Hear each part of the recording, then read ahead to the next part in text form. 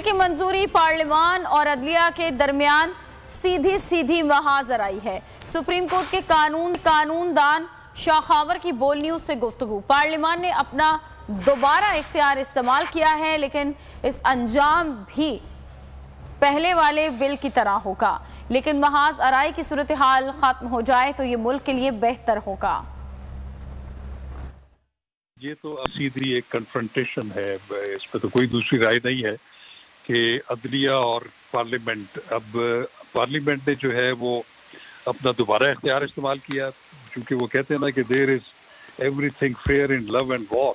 तो उन्होंने देखा कि जब उसको अभी एक्ट ऑफ पार्लियामेंट नहीं बना तो एक 8 रुकनी बेंच ने उस पर एक पेशगी, एक हुक्म इम्तनाई जो उन्होंने जारी कर दिया।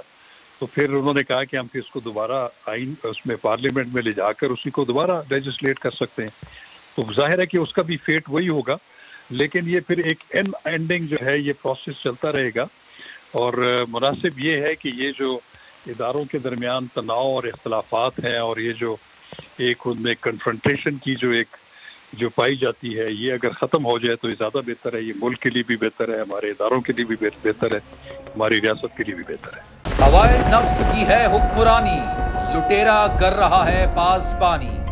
बोल न्यूज के मार्केटिंग हेड आकाश राम ताहा लापता, तफ्तीशी इदारे जवाब देने से कासिर।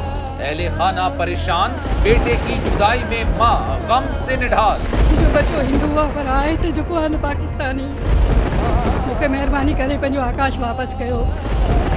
हुकूमत से बेकसूर और मुहिब्बे वतन बेटे की बाजियाबी के लिए फरियाद, तो दुखियारी माँ की आवाम से दुआओं की अपील। उफ क्या जुल्म है, बोल इंसाफ का मुंतजिर है। सब्सक्राइब करें और बेल दबाएं ताकि कोई खबर रह न जाए।